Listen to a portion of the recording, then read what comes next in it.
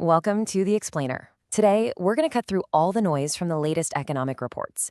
What does it all really mean for your money, for interest rates, and of course, for that huge financial decision, buying a home? So let's just get right to it. With the spring home buying season just around the corner, the big question on everyone's mind is now the time to make a move? It's a massive decision, and right now, the signals the economy is sending are, well, they're pretty mixed. Okay, so let's really unpack this, because once you start looking past the headlines, the data tells a really fascinating story. It's got some steady progress on one side and some surprising strength on the other.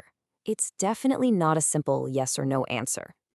To really get a handle on what's happening with housing, we have to start with the number one thing the Federal Reserve is watching like a hawk, the latest inflation report.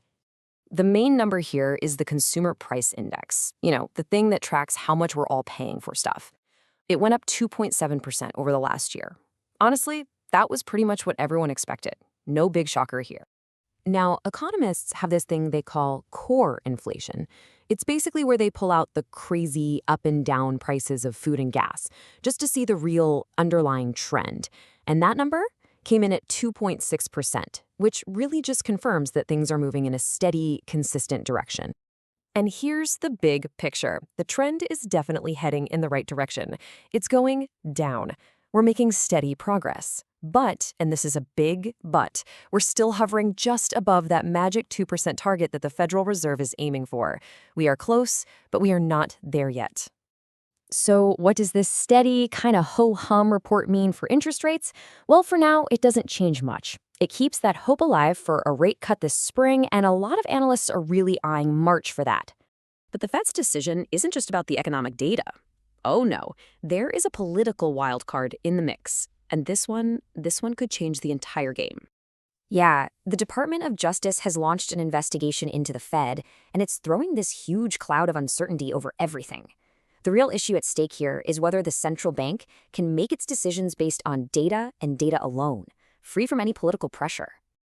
And the Fed chair, Jerome Powell, he's not mincing words. He's being incredibly blunt, basically saying he sees this as a direct threat to the Fed's whole mission, which is to make decisions based on economics, not on politics. And here's where it gets really risky for all of us. Economists are warning that if the markets even think the Fed is being influenced by politics, the whole thing could totally backfire. It could spook investors and, ironically, push interest rates higher, making it more expensive for every single one of us to borrow money. So, with all this economic and political uncertainty swirling around, you'd probably expect the housing market to be in a pretty tough spot, right? Well, that's where the story takes a really surprising turn. One part of the market isn't just surviving, it's absolutely thriving. I mean, logically, it just doesn't seem to make sense. You've got persistent inflation, you've got questions about the Fed. The housing market should be sluggish. But that is not the whole story. One specific sector is actually booming, and it seems to defy all expectations. Take a look at this number, 738,000. That's the annualized pace for new home sales. It is up nearly 19% from a year ago and just blew past what most analysts were predicting. So what on earth is going on? Well, here it is. This is the key. For the first time in a long, long time, the median price of a brand new home is actually cheaper than the median price of an existing home. Just think about that for a second. That is a fundamental shift in the market. So what's driving this strange gap between new and existing homes? And maybe more importantly, what should you take away from all this data? It really boils down to a few things. First, home builders have houses to sell, and they are motivated to offer incentives to move them. Existing homeowners, on the other hand, a lot of them are locked into those super low mortgage rates from a few years back. They have way less reason to sell. At the same time, builders are adapting. They're constructing smaller, more affordable homes, and they're doing it in less expensive parts of the country, like the South and Midwest. So the big takeaway here is that while the overall economic picture can seem really confusing, there are these pockets of opportunity if you know where to look. And right now, the clearest opportunity for homebuyers seems to be in that new construction market. And so that leaves us with one final crucial question.